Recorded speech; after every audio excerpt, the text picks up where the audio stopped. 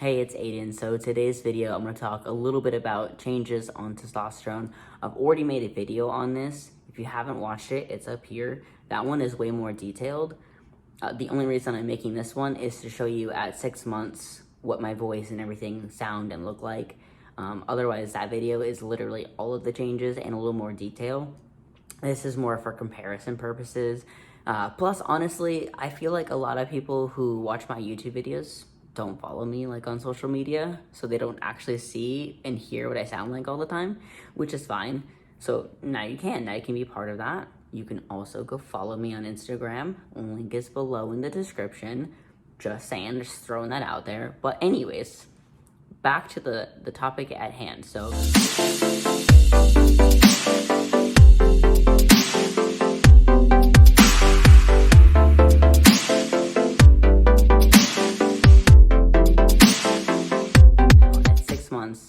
this is what I sound like. So I think one thing I want to point out as well is sometimes when I'm talking, it's kind of hard to get the words out. I feel like I'm forcing it out, which means it kind of sounds lower sometimes. So it's weird. And then it goes back to like cracking and being high sometimes. It really just depends.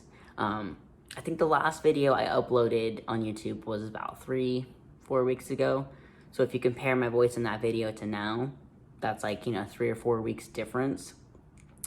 Plus, not to mention, like, I feel like everyone's voice changes at its own pace, right? So sometimes it'll be, peaks and valleys. Sometimes it'll just be a plateau, nothing crazy, maybe little changes. And then sometimes it's just like, boom, your voice is super deep. Everyone's journey is kind of different in that sense. I think that's part of the fun of, like, recording your voice. I think if you don't do that, even if it's just for yourself, do it. Because it's really crazy to hear when it changes, how it changes, that kind of thing. I have plenty of voice updates where I'm like, why does it sound deeper earlier? And then the next one sounds like higher and it sounds deep again. It's just part of the journey. Like maybe I recorded it at a point where it was like super dropping, or maybe I recorded it when I was like crazy tired and it's like more tired voice than it is voice drop, But it's fun to do that. I recommend doing it, at least for yourself. It's cool to look back on. But yeah, this is what my voice sounds like currently. I'm getting towards a point where I think that I'm more comfortable with my voice. If you haven't watched my other videos, my voice is one of my dysphoria points. It's not like crazy bad, but I also really just don't like my voice. Now I'm at a point where it's getting deeper and deeper and I'm getting more comfortable with it. Even though I know there's more to it and it will still keep changing, right now I've gotten to a point where it's like, even if it stopped changing, I would still feel pretty comfortable with it compared to how it was before. So I think that's pretty cool because it's only 6 months on testosterone. So I'm hoping that there's a point where I'm just like, dang, I love my voice. So maybe we'll get there and I will let you know. But right now I'm just more comfortable and I would say, I don't know, just like satisfied with it, I guess. Like I don't love it, but I don't hate it. It's just that middle ground, which is perfectly fine. I'm content with it. So that is my voice. I've also got, more facial hair. It's darkening. It's filling in some places.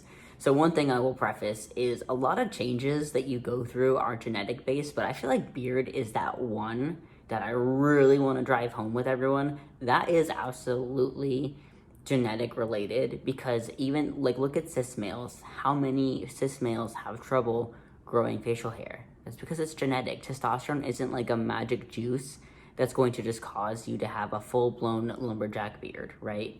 So if you can't grow one, I understand it can be frustrating, it can make you feel bad. I know that some people they like having it because it makes them feel like they pass as cis, like better, easier. But again, cis males have trouble growing in it, so if you can't, unfortunately, just a genetic factor, But yeah, so my facial hair, I have been growing it for a few months, and funny enough, I've actually trimmed it already, like a few times.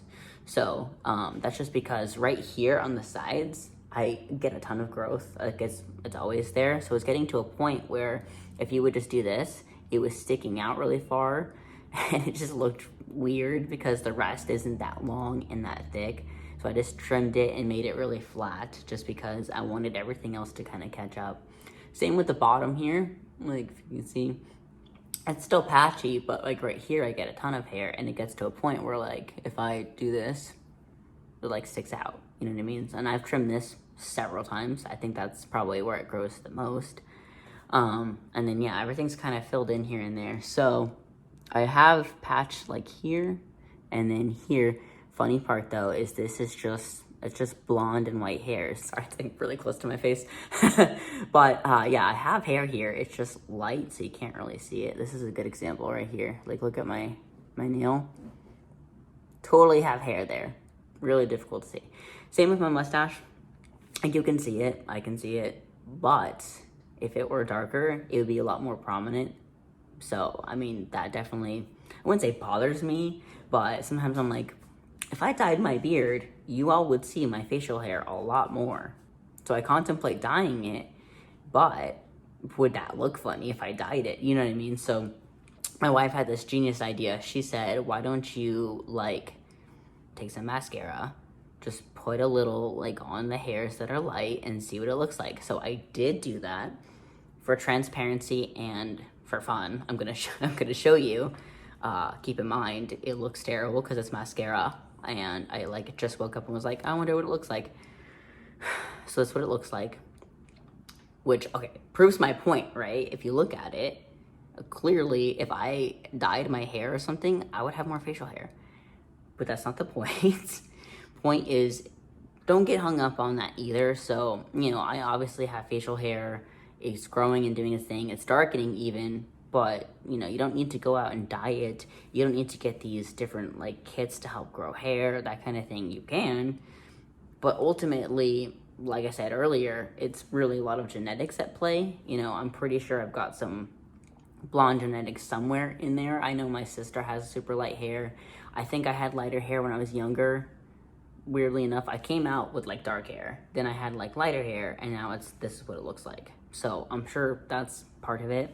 I'm gonna need to consult my mom on that one. I will call her later and find that out.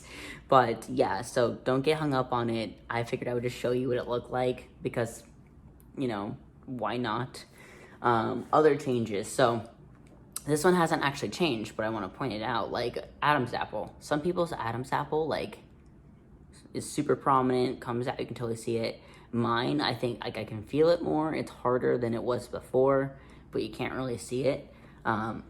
There's plenty of cis guys with that same exact thing. Like it's just where your like fat distribution goes. So I still have some fat here because my body's still kind of doing its thing. To me, I know my body overall is still changing. I don't think I've changed sizes in clothes in a while. I think I'm getting to kind of a point, but I think that's more just based on like working out and that kind of thing. I know that I mentioned this in my first video about changes. Again, if you haven't watched it, go watch it so you get a little bit more context. But bottom growth, I think it's more like, what's the right wording? Like stable, like it just kind of changes on its own. It's not quite as drastic. You don't notice it as much, but that still changes. Nothing crazy so far, so I guess we'll see about that one. Other than that, I don't think it's been too many other changes. I think if they are, they're very tiny and hard to notice. I think one other thing would be confidence, but I think that just comes with the territory of seeing a therapist, putting in work, self-reflection, and also like when you are presenting to society the way that you feel and look and want to be seen, you get this confidence, yeah, because you go from, I'm trying to think of a way to word it, like, I wouldn't say living a lie, but like not being your authentic true self because of whatever reason, and you finally are like embracing it and showing everybody who you are. You get this euphoria and confidence, and people can totally see that. But again, part of it's going to come down to putting in work and making sure that you are not letting outside factors bring it down. Obviously, that's easier said than done. Dysphoria, that's easier said than done. It happens, it's still going to happen. But if you just take that time, put in that work, see a therapist, do what you need to do, you will be so confident that people notice it and, you know, comment on it, or, you know, they see you differently. Some people are like, dang, they're good looking. And yeah, it could be your face for sure. But also, I feel like that confidence makes people see you differently and feel differently towards you. So I absolutely think that testosterone is not a magic juice.